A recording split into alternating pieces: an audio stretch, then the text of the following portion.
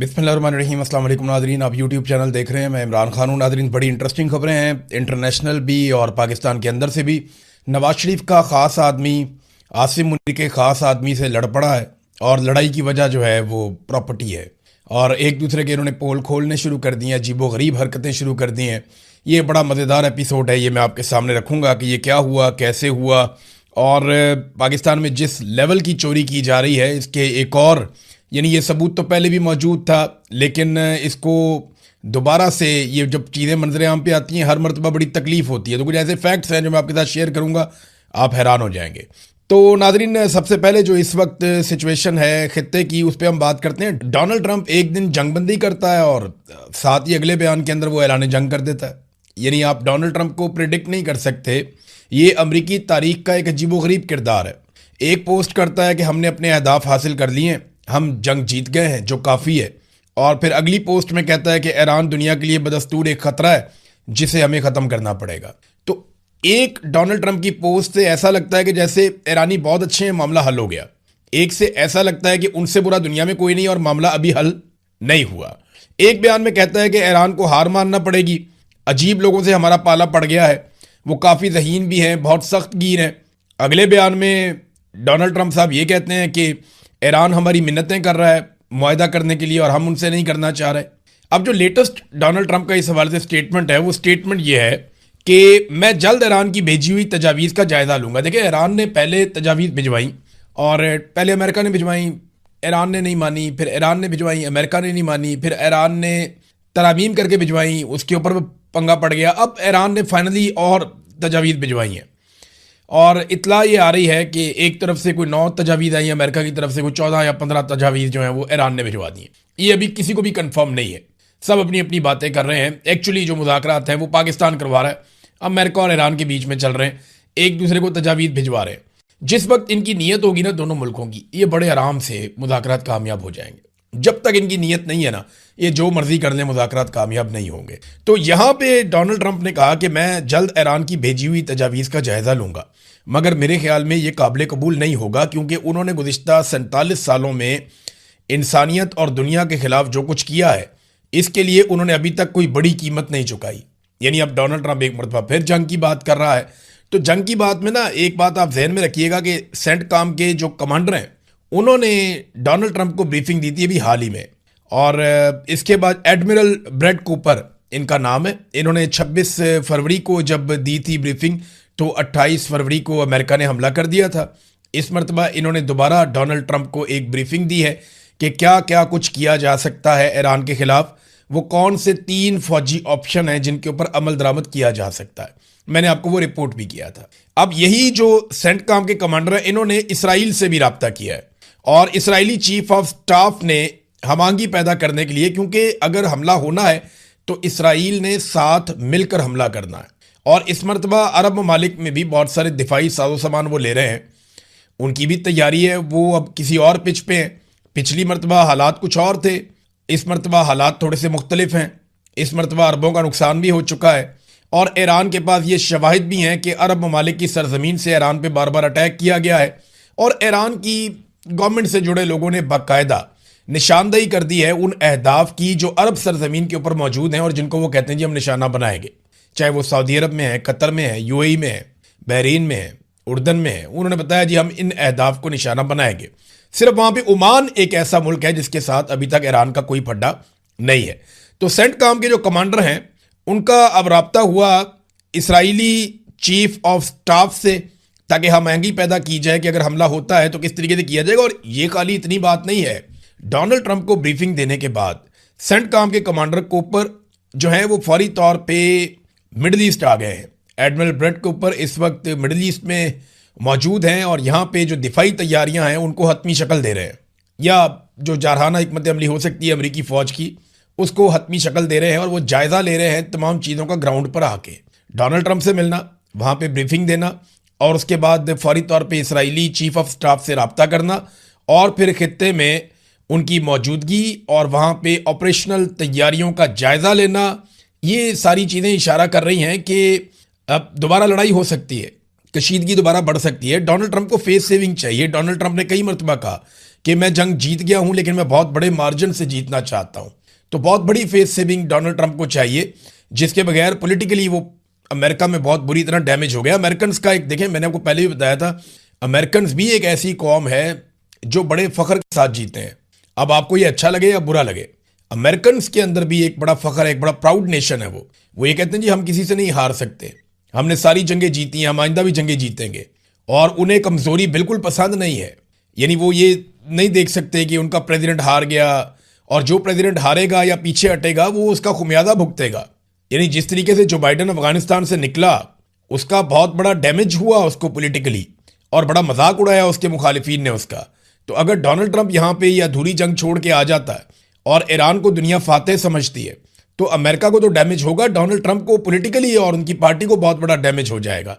तो ये वो चीजें हैं जिनकी वजह से खदशा है कि खुदा न खास्ता दोबारा खित्ते में पाकिस्तानी कोशिशों के बावजूद लड़ाई लग सकती है। तो एक तो ये चीज हमें दिमाग में रखनी पड़ेगी, ये क्या कह रहे हैं। लेकिन सदर अहमदी नयाद जो ईरान के साबिक सदर हैं, उन्होंने जो एक स्टेटमेंट दिया ना, वो बड़ा इंपॉर्टेंट है। मैंने उनका स्टेटमेंट पढ़ा और बड़ा बामानी किस्म का उन्होंने स्टेटमेंट दिया। उन्होंने कहा अब दुनिया ये कबूल करने को तैयार नहीं है कि एक कौम समंदर पार बैठकर बाकी तमाम अकवाम की किस्मत का फैसला करे। डॉलर और फौजी दबाव पर मबनी निज़ाम अपना असर खो चुका है। अगर वाशिंगटन अपने जवाल से बचना चाहता है तो उसे एहतराम का लफ्ज सीखना होगा। हम कोई कानूनी नहीं है, हम हजारों साल पुरानी तहजीब हैं। ईरानी सरजमीन पर उनका किया गया हर हमला दुनिया के इस हिस्से में उनके असर रसूख के खात्मे को मजीद तेज करता है। वो ये करते हैं, जितना वो हमारे ऊपर हमला करते हैं ना, इससे दुनिया में उनका असर रसूख कम होता है, अमेरिका का उससे बढ़ता नहीं है। और डॉलर के हवाले से मैं अभी आपको, क्योंकि यहाँ पे बात हुई कि डॉलर के जरिए से और फौजी दबाव के जरिए से दुनिया को कंट्रोल करते हैं, तो यहाँ एक बहुत बड़ी खबर है, ये भी मैं आपको पढ़ के सुना देता हूँ। चीन और रशिया ने एक बड़ा कदम उठाया है। वर्ल्ड अफेयर्स नाम की जो एक वेबसाइट है, उसने ये खबर भी जारी की है और आलमी मीडिया में छप भी रही है। चाइना ने दो बहुत बड़े कदम उठाए। लेकिन पहले आप ये देख लें कि Russia and China started trade in Russian rouble and Chinese yuan currency only stopping using dollars. वो ये कहते हैं कि रूस और चाइना जो है वो रशिया और चाइना की करेंसी के अंदर ट्रेड करना शुरू हो चुके हैं और सिर्फ इसी में वो ट्रेड करना चाहते हैं ताकि डॉलर का रास्ता रोका जा सके या डॉलर के इस्तेमाल को कम किया जा सके या उसको रोका जा सके। ये डॉलर के लिए अच्छी बात नहीं है। ये दो बहुत बड़ी मईशतें हैं। अगर इनके नक्शे कदम पे एक दो और मईशतें चल पड़ी, फर्ज करें अगर कल को जर्मनी कहता है कि हम यूरो के अंदर ट्रेड करेंगे, हम डॉलर में नहीं करेंगे। जर्मनी दुनिया की एक और बड़ी मईशत है ना, टॉप 5 के अंदर यही है। इंडिया है, जर्मनी है, जापान है, अमेरिका है, बरतानिया है, फिर रशिया भी टॉप 10 के अंदर आता है। चाइना दुनिया की बड़ी मईशतों में दूसरे नंबर पे है। तो अगर ये ममालिक जो है ये कह देते हैं कि हम अपनी अपनी करेंसी के अंदर ट्रेड करेंगे, और इंडिया जैसा एक बड़ा मुल्क भी ये कहता है कल को कि हम डॉलर में ट्रेड नहीं कर रहे, जिस मुल्क के साथ कर रहे हैं हम दूसरी करेंसीज में देख सकते हैं, तो अमेरिका के लिए बहुत बड़ा इशू हो जाएगा। और अगर डॉलर नीचे जाएगा तो अमेरिका का जो सुपर पावर का स्टेटस है वो खतरे में आ जाएगा। चाइना ने एक और स्टेटमेंट दिया है और ये ज़रा सख्त है। देखिए, अमेरिका ने पाबंदियां लगाई हैं कुछ बहरी जहाज़ों पे, कुछ कंपनीज के ऊपर, कुछ रिफाइनरीज हैं उनके ऊपर, कि वो ईरान के साथ ट्रेड कर रहे हैं। अब इसमें जो स्टेटमेंट दिया है चाइना ने, चीन की वजारत तजारत ने ऐलान किया है कि वो ईरानी तेल खरीदने के इल्ज़ाम में निशाना बनाई गई 5 कंपनियों के खिलाफ अमरीकी पाबंदियों की तामील नहीं करेगा। चाइना ने बाकायदा अमेरिका की पाबंदियां मुस्तरद कर दी हैं। अमेरिका धमकी ये लगाता है कि अगर हमारी पाबंदियां कोई मुस्तरद करेगा तो हम उसके ऊपर टैरिफ लगा देंगे। तो चाइना कहता है लगाओ, हम भी लगाएंगे। अब चाइना इस लेवल पे ट्रेड कर रहा है अमेरिका के साथ और दुनिया के साथ कि इतना आसान नहीं है कि उसके ऊपर आप बड़ा सा टैरिफ लगा दें और यकतरफा तौर पर आप उसको दबा लें। और ख़ास तौर पे उस वक्त जब आपकी फ़ौजें चाइना के करीब मौजूद हैं। यानी चाइना का फासला यहाँ से कम है, अमेरिका का फासला बहुत ज़्यादा है। चाइना थोड़ी सी सपोर्ट करे तो ईरान अमेरिका के लिए बहुत बड़ी मुश्किलात पैदा कर सकता है। तो चीन ईरानी तेल का एक बड़ा खरीदार है, ख़ास तौर पर छोटी और आज़ाद रिफाइनरीज के ज़रिए, जिन्हें टी पॉट्स कहा जाता है। ये रिफाइनरियाँ कम कीमत पर फ़रोख्त होने वाले ईरानी खाम तेल पर इन्हिसार करती हैं। अमरीका जो ईरान की आमदन कम करने की कोशिश कर रहा है वो इन पर पाबंदियां लगा रहा है। चीन का कहना है कि वो अमरीकी पाबंदियों को तस्लीम नहीं करता। ये वजारत तजारत है चाइना की जिसने ये स्टेटमेंट जारी किया, और चीनी कंपनियों और इदारों को भी इन पर अमल दरामद या इनकी तामील नहीं करनी चाहिए। चाइना के बाद अपना पूरा एक इकनॉमिक वर्ल्ड है, और अगर वो इससे अपने आप को बाहर निकालता है तो ये कोई अच्छी खबर नहीं है अमेरिका के लिए। आ, ये अमेरिका के लिए मुश्किलात बढ़ेंगी आने वाले वक्त में। डोनाल्ड ट्रंप ने अमेरिका को वहां पे लाकर खड़ा कर दिया है जहां पे अमेरिकन फौज का दबदबा पहले जैसा नहीं रहा। दूसरा, अमेरिकी डॉलर का असर रसूख जो है वो खतरे में पड़ गया है। फौजी दबदबा खत्म और डॉलर का असर रसूख अगर पीछे चला गया तो अमेरिका दुनिया की इकोनॉमी को कंट्रोल करने की वो सलाहियत खो देगा जो उसके पास गुज़िश्ता कई दहाइयों से है, और ये एक अलार्मिंग चीज़ है। डोनाल्ड ट्रंप इसे कैसे कंट्रोल करते हैं इसके बारे में कुछ कह नहीं सकते, लेकिन डोनाल्ड ट्रंप के जो स्टेटमेंट्स हैं वो बड़े अजीबोगरीब आ रहे हैं। एक तो डोनाल्ड ट्रंप ने स्टेटमेंट दिया कि उन्होंने अपनी नेवी की कार्रवाइयों को बहरी कज़ाकी करार दे दिया कि हम बहरी कज़ाकों की तरह काम कर रहे हैं। अब ईरान के जो तर्जुमान है वजारत खारजा के, वो कहते हैं ये स्लिप ऑफ टंग नहीं है, ये डोनाल्ड ट्रंप के मुंह से सच्चाइयां निकल रही हैं कि अमेरिकन नेवी वाकई में इस खित्ते में बहरी कज़ाकों का काम कर रही है, लूट मार का काम कर रही है, जो उन्हें नहीं करना चाहिए। फिर एक और स्टेटमेंट जो डोनाल्ड ट्रंप ने दिया, ये देखें आप, हम उनको नोबेल इनाम देना चाहते हैं अमन का। हम कहते हैं जी आप सेवियर ऑफ द वर्ल्ड हैं, आप साउथ एशिया के सेवियर हैं, हम आपको सल्यूट पेश करते हैं। शहबाज शरीफ साहब ने जूते चमका के रख दिए हैं, फील्ड मार्शल ने उनको पता नहीं क्या क्या सुना दिया है। इधर डोनाल्ड ट्रंप की बात सुने, अमेरिका बहुत जल्द क्यूबा का कंट्रोल संभाल सकता है, बहरी बेड़ा तैनात करेंगे क्यूबा के बाहर, ये डोनाल्ड ट्रंप ने कहा। उन्होंने कहा जी ईरान से फारिग होकर जब हमारे बहरी बेड़े वापस आएंगे ये हम क्यूबा के साहिलों पे खड़े करेंगे और एक बड़ा तैयारा बरदार जहाज क्यूबा के साहिल के करीब तैनात किया जा सकता है। और उन्होंने कहा जी वो सरेंडर करेंगे, इसके इम्कानात हैं, क्यूबा खुद ही हथियार डालने पर मजबूर हो जाएगा और अमेरिका इस मुल्क का कंट्रोल संभाल लेगा। ये सब बहुत जल्द मुमकिन है। यानी आप अंदाज़ा करें कि इस दुनिया में एक अक़वाम मुत्तहिदा भी है, दुनिया में बहुत बड़ी तादाद में ममालिक भी हैं, लेकिन पाकिस्तान ने एक ऐसे शख्स को चुना जो एक के बाद एक जंग शुरू कर रहा है, एक के बाद एक मुल्क में मुदाखलत कर रहा है। यानी ये जितने हज़ारों लोग कत्ल हुए, मासूम बच्चियाँ कत्ल हुई, यूनिवर्सिटीज़ के ऊपर, तालीमी इदारों पे अटैक हुए, अस्पतालों पे अटैक हुए, जो कुछ गज़ा में हुआ, बोर्ड ऑफ पीस बनने के बाद जो कुछ हुआ, क्या शहबाज शरीफ को अभी भी, आपकी राय क्या है इसमें, आप ये बताइए कि क्या शहबाज शरीफ को अभी भी डोनाल्ड ट्रंप को अमन का नोबेल इनाम जो नामजद किया है उस नामजदगी को बरकरार रखना चाहिए या वो नामजदगी वापस ले लेनी चाहिए इन इकदामात के बाद? ख़ास तौर पे जब वो ईरान के साथ वो धमकी देते हैं कि हम सिविलाइजेशन ख़त्म कर देंगे। जब डोनाल्ड ट्रंप ये कहते हैं कि सिविलाइजेशन ख़त्म कर देंगे या पूरा मुल्क तबाह कर देंगे, उड़ा देंगे, तो इसका मतलब क्या है? जब वो ये कहते हैं कि हम क्यूबा का कंट्रोल संभाल लेंगे, जब वो एक मुल्क के सदर को उठाकर ले जाते हैं मदूरो को और अपने मुल्क में ले जाकर उसको बंद कर देते हैं, तो ये बहुत अजीब चीज़ें हैं जो दुनिया विटनेस कर रही है। अब आ जाए जरा पाकिस्तान के अंदर नाजरीन, नवाज शरीफ के खास आदमी अफसार आलम और आसिम मुनीर के खास आदमी मोहसिन नकवी, इनके बीच में एक मामला ठन गया। वजह क्या बनी? अफसार आलम साहब का ये जो बहुत बड़ी एक बिल्डिंग नहीं थी कॉन्स्टिट्यूशन एवेन्यू पे, बिल्डिंग नंबर 1, यहाँ पे पहले होटल बनाना था, बाद में उन्होंने जी फ्लैट बना के बेच दिए, सिक्योरिटी इशू है।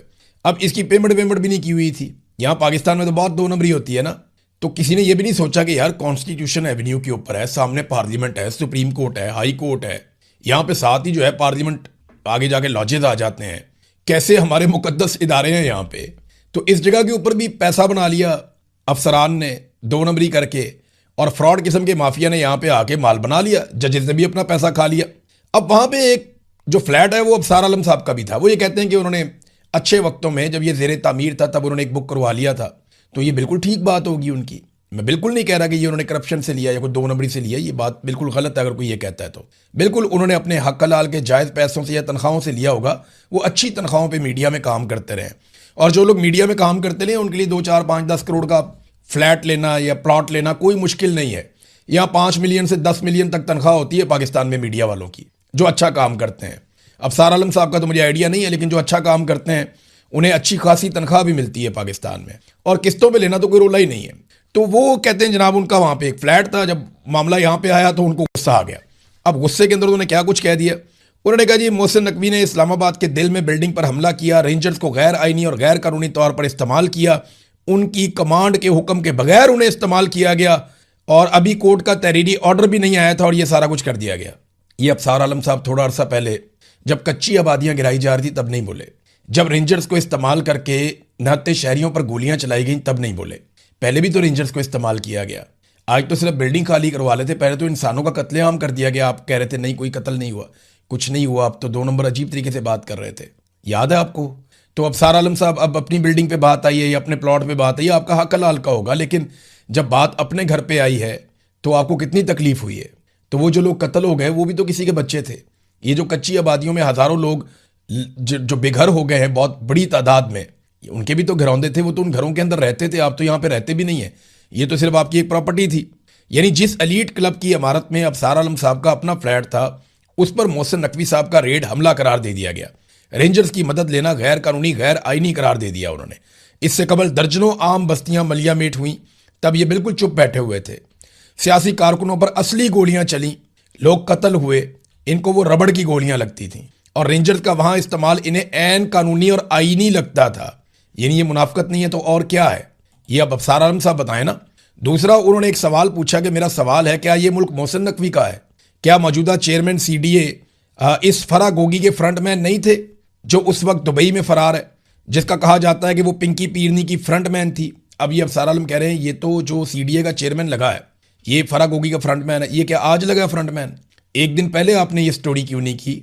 यानी जब तक मोहसिन नकवी की हुकूमत ने अबसार आलम के फ्लैट पे हाथ नहीं डाला, तब तक अबसार आलम साहब को ये सीडीए का चेयरमैन गलत नहीं लगा। तब तक ये सीडीए का चेयरमैन अबसार आलम को फरा गोगी का फ्रंटमैन नहीं लगा। तब तक अबसार आलम को रेंजर्स के इस्तेमाल पे किसी किस्म का एतराज नहीं हुआ। तब तक अबसार आलम को इस्लामाबाद में होने वाले कच्ची आबादियों के ऊपर हमलों पे किसी किस्म का कोई एतराज नहीं हुआ। यानी मौजूदा चेयरमैन सीडीए ने इससे पहले मरियम नवाज के साथ 2 साल काम किया। तो जितनी देर ये पंजाब में काम करता रहा सेक्रेटरी कम्युनिकेशन एंड वर्क्स पे, जब तक ये पंजाब हुकूमत के साथ काम करता रहा, यानी 4 साल गुजर गए ना, फरा गोगी वाली एपिसोड खत्म हुए, तो ये कहीं ना कहीं तो काम कर रहा था और इसी हुकूमत के साथ काम कर रहा था। ये पंजाब हुकूमत में मरियम नवाज के साथ 2 साल काम करके आया, तो उस वक्त अबसार आलम ने क्यों नहीं कहा कि ये फरा गोगी का फ्रंटमैन था? अब उन्हें क्यों याद आ गया? जब उनके अपने फ्लैट पे हाथ पड़ा तो उन्हें याद आ गया। आगे फरमाते हैं कि मेरे पास मुसद्दका खबर है कि मोहसिन नकवी ने इस्लामाबाद हाई कोर्ट के जजेस को पैगाम पहुंचाया कि बड़े साहब पिंडी वाले ये चाहते हैं कि 1 कॉन्स्टिट्यूशन अपार्टमेंट्स के खिलाफ कार्रवाई हो। यानी कितने आराम से उन्होंने बता दिया कि जजों को मोहसिन नकवी मैनेज कर लेता है, और मोहसिन नकवी पैगाम लेकर जाता है जजों के पास, किसका? रावलपिंडी से बड़े साहब का। बड़े साहब बोलें तो आसिम मुनीर साहब। अब अबसार आलम साहब पाकिस्तान में, उनको प्रॉब्लम होती है ये बात करने में। वैसे भी अबसार आलम साहब नवाज शरीफ साहब के खास आदमी है, नवाज शरीफ साहब इक़्तिदार में है तो वो सोचेंगे नाम लेते हुए, लेकिन बड़े साहब वो आसिम मुनीर साहब को ही कहते हैं कि मेरे पास, उन्होंने कहा जी मेरे पास मुसद्दका खबर है, पक्की खबर दे रहे हैं कि हाई कोर्ट के जजों को मोहसिन नकवी कंट्रोल करता है आसिम मुनीर के कहने के ऊपर, और गुमराह करता है, उन्हें यह बताता है कि कॉन्स्टिट्यूशन अपार्टमेंट्स के खिलाफ कार्रवाई करनी है। बड़े साहब चाहते हैं। हम कितने अरसे से कह रहे हैं कि अदालतों को मिलिट्री एस्टेब्लिशमेंट कंट्रोल कर रही है, कोई मानता नहीं था। यही अबसार आलम वगैरह भी नहीं मानते थे। आज वो अपने मुंह से कह रहे हैं। क्यों कह रहे हैं? फ्लैट अपना आ गया ना, सिर्फ इस वजह से। फिर उन्होंने कहा मेरा एक सवाल है, क्या ये मोहसिन नकवी का मुल्क है? क्या ये मुल्क इसलिए बना था कि यहाँ लोग मेहनत करें, हलाल की कमाई करें, टैक्स दें, बजाय अपना पैसा मोहसिन नकवी और उसके खानदान की तरह मुल्क से नाजायज तरीके से बाहर ले जाएं, इस मुल्क में इन्वेस्ट करें अपने बुढ़ापे के लिए और इस पर मोहसिन नकवी कब्जा कर ले? सवाल उन्होंने पूछे हैं मोहसिन नकवी से। फिर फील्ड मार्शल के खास आदमी मोहसिन नकवी पे एक और बड़ा घिनौना इल्जाम लगाया उन्होंने कहा मोहसिन नकवी ने अपना काला धन एमनेस्टी के जरिए सफेद किया। मोहसिन नकवी की बीवी का अपार्टमेंट दुबई लीक में जाहिर हुआ। मोहसिन नकवी ने कुछ दिन पहले कहा कि $100 अरब बाहर गया है। आप तो खुद पैसा बाहर लेकर गए हैं, आप दूसरों का पैसा कैसे लाएंगे? यही मोहसिन नकवी मनी लॉन्ड्रिंग भी कर रहा है। उसकी बीवी ने गैर कानूनी जायदाद भी बनाई है। और ये सारी चीजें कौन बता रहा है?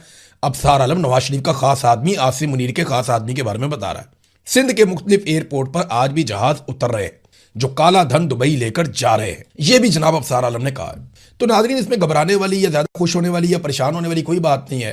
अबसार आलम का फ्लैट बच जाएगा तो मामला बिल्कुल नॉर्मलाइज हो जाएंगे, उसके बाद कोई ना कोई ये हल भी निकाल लेंगे। लेकिन अच्छी बात यह है कि कम से कम इन्होंने एक दूसरे को एक्सपोज किया, और जो बातें हम काफ़ी अरसे से कह रहे हैं उनके सबूत के तौर पे अब इन बयानात को हम सामने रख सकते हैं। नाज़रीन, एक स्टेटमेंट अंसार अब्बासी साहब का भी देखें ना, ये सहाफ़ी कैसे अपने आप को एक्सपोज करते हैं, सीनियर सहाफ़ी कहलाते हैं, यहाँ कई दहाइयों से काम कर रहे हैं। ये देखें उन्होंने क्या कहा। शहबाज शरीफ साहब की तवज्जो के लिए ट्वीट करते हुए कहते हैं कि इस्लामाबाद के जिम्स के अंदर, ये जो एक्सरसाइजिंग वाले क्लब्स होते हैं, जिम्स के अंदर मर्द और ख़वातीन की मुश्तरका एक्सरसाइज से इखलाकी और माशरती मसाइल जन्म ले रहे हैं। मुतअल्लिका हुकाम फौरी तौर पर इन खवातीन और मर्दों के लिए अलहदा औकात मुकर्रर करें और उस पर सख्ती से अमल करवाएं। ये जनाब डीसी इस्लामाबाद को इन्होंने साथ जोड़ के तो ये कह दिया कि जनाब जिम के अंदर इकट्ठी एक्सरसाइज करने से या जिम के अंदर एक्सरसाइज की टाइमिंग एक होने से बड़े शदीद मिसाइल पैदा हो रहे हैं। मेरे दिमाग में ना एक चीज़ आई फौरी तौर पे, और जो मेरे दिमाग में आ रहा था वही मैं हैरान कुन तौर पे मैंने देखा कि हमारी एक बहन है सहरिश मान, उन्होंने एग्जैक्टली वही लिखा हुआ था। मैं उन्हीं का पढ़ के सुनाया तो क्रेडिट भी उनको दे देता हूं। मेरे दिमाग में एग्जैक्टली यही बातें आ रही थी जो उन्होंने लिख भी दी, तो मैं वहीं से पढ़ के आपको सुनाऊंगा, उन्हीं का क्रेडिट है। उन्होंने कहा, क्या है ये आदमी, पाकिस्तान में औरतों को आधी रात को चादर और चार दीवारी का तकद्दुस पामाल करते हुए बगैर दुपट्टे के बालों से घसीट कर गिरफ्तार किया गया। माओ बहनों बेटियों से जेलें भर दी गईं। जजों के घरों में उनके बेडरूम में खुफिया कैमरे लगाए गए। फिल्में बनाकर मियां बीवी के हलाल रिश्ते की तौहीन की गई। तब इन्हें इखलाकी और माशरती मसाइल जन्म लेते नजर नहीं आए। जिम में इनको गुनाह नजर आ गए। मुनाफकत की भी एक हद